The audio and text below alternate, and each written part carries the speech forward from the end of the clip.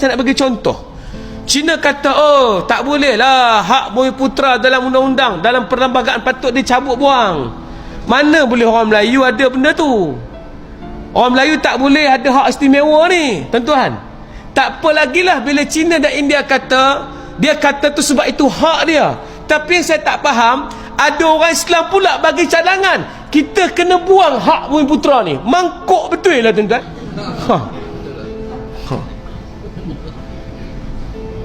Saya tengok muka dia, dia ni memang dah kena racun. Dia dah tak ada bangsa, dia dah tak ada kekuatan dari segi bangsanya, pasal dia dah hilang sejarah. Akarnya tak ada, sebab sejarah dia tak faham. Musibah, tuan-tuan. Saya ni kalau ikut aksiden ni, tuan-tuan, kaki duduk tak boleh nak duduk semayang, kena duduk, tuan-tuan. Sakit kaki ni, tapi hati lagi sakit pada kaki, tuan-tuan. Sebab orang makin tak faham. Kita keluar mempertahankan semoga tidak dilaksanakan ISET dalam negara kita. Kita keluar bukan bodoh sangat, tuan-tuan, bukan kita tak reti. ISET ini adalah satu kaedah untuk membuang perkara-perkara tertentu dalam perlembagaan. Tuan-tuan, dia orang klaim macam-macam, tuan-tuan, ni. Dia orang klaim tu atas nama kesamarataan. Orang kita pun setuju, yalah kena bagi sama rata. Islam ajar ni sekarang nak adil untuk semua. Kita tak boleh tindah bangsa lain. Betul ke sejarah balik? Apa sejarah yang kena betul balik? Nak tanya. Dulu ada sebuah sekolah namanya Sekolah Melayu. Sekarang mana pergi sekolah tu? Mana pergi sekolah tu, tuan-tuan? Sekolah Melayu dulu ajar tulisan Jawi. Kalau tuan-tuan tengok cerita Piramli, hak tu lah sekolah dia. Sekolah untuk orang tua-tua. Pak Mat, ni huruf apa? Hak tu. Sekolah Melayu, kita sanggup leburkan sekolah Melayu. Kita ganti dengan sekolah kebangsaan dan sekolah menengah kebangsaan. Kenapa kita leburkan sekolah Melayu? Sebab nak tarik Cina dengan India jangan alergik dengan perkataan Melayu. Tak apalah kami buang sekolah Melayu. Mari sekolah dengan kami. Duduk dalam sekolah yang sama, sekolah menengah kebangsaan, sekolah rendah kebangsaan. Mari duduk dengan kami belajar sekali. Kita leburkan sekolah kita, sekolah Cina dan India masih ada. Tak sacrifice kita. Tapi lah ni zaman kita nak kena up balik. Anak-anak muda kita kenal balik sejarah. Sebab seorang cendekiawan pernah sebut, kalau kita nak bunuh satu pokok, racunlah akar dia. Potong di atas, pokok tu tumbuh balik. Lalang, kita mission, kita bakar. Lagi dia ada akarnya, dia akan tumbuh balik. Cara nak bagi pokok tu tak tumbuh balik, racunlah akarnya.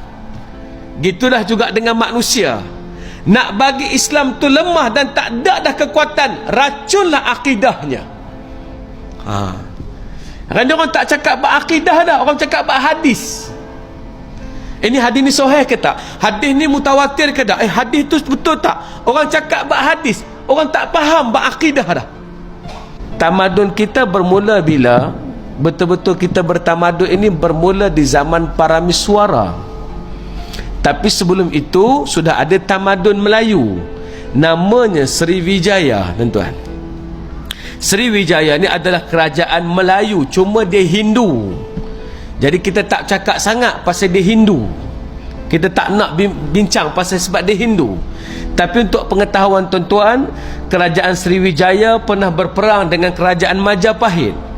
Bila Majapahit berperang dengan Sriwijaya, anak raja kepada Sriwijaya melarikan diri pergi ke Temasek.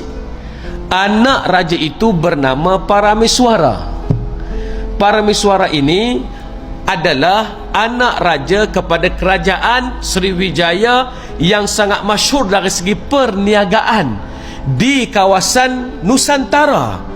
Mata wang pada masa itu ataupun kehidupan orang di Sriwijaya adalah menggunakan emas dan perak.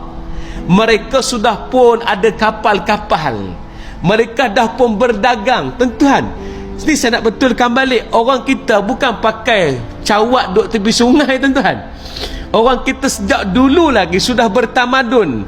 Kalau tuan-tuan nak tahu, tamadun yang tua di tanah air kita ini adalah tamadun Sungai Batu. Tamadun itu berada di Kedah. Tamadun itu, kalau tuan-tuan pergi sekarang ni di Sungai Petani, ada kawasan yang sedang dikorek. Itu adalah tapak warisan tamadun dunia. UNESCO mengiktiraf itu tamadun, dipanggil tamadun Sungai Batu. Tamadun Sungai Batu ni adalah merupakan tamadun besi. Zaman itu, zaman bila tuan-tuan, kalau diikutkan tamadun Sungai Batu ini, zamannya adalah zaman Nabi Isa alaihissalam. Itu tamadun.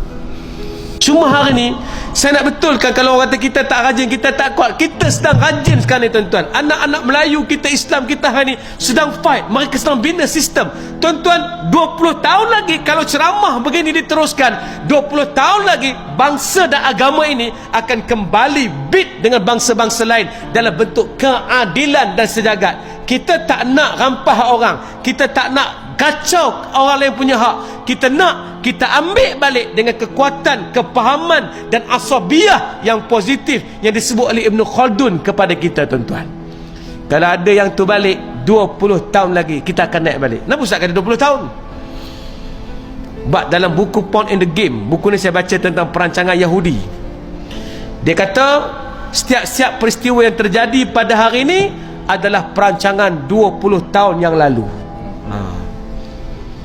Maknanya tempoh nak merancang tu 20 tahun. Ini empirical yang dibuat oleh Yahudi. Saya bukan beriman dengan Yahudi, tapi Yahudi telah membuktikan apa yang jadi pergaduhan di Iraq tuan-tuan. Iraq bergaduh dengan orang-orang apa nama yang mereka bunuh dengan gas tu, Allahu Akbar, orang Kurdis. Mereka bunuh orang-orang Kurdistan. Orang Kurdis ni kerana tanah itu Inggeris dibahagi-bahagikan para rakyat, mereka melupakan sebuah daerah, tak bagi tanah kepada orang-orang Kurdis. Jadi orang Kurdis terpaksa berjuang balik. Sungguh 20 tahun. Jadi mereka memberontak kepada Iraq dan sebagainya sebab nak dapatkan tanah mereka. Inggeris ni pergi mana pun, dia akan tinggalkan masalah tanah, dia bagi ke orang. Ni bukan saja berlaku di Malaysia tuan-tuan, termasuk juga berlaku di Indonesia. Walaupun tidak Inggeris, Belanda sama gunakan konsep bagi tanah kepada kaum Cina lebih banyak, hinggakan peribumi tak ada hasil, tak ada kekuatan. Dia kan guna konsep yang sama sebab dia nak biar masalah tu berlaku lagi 20 tahun.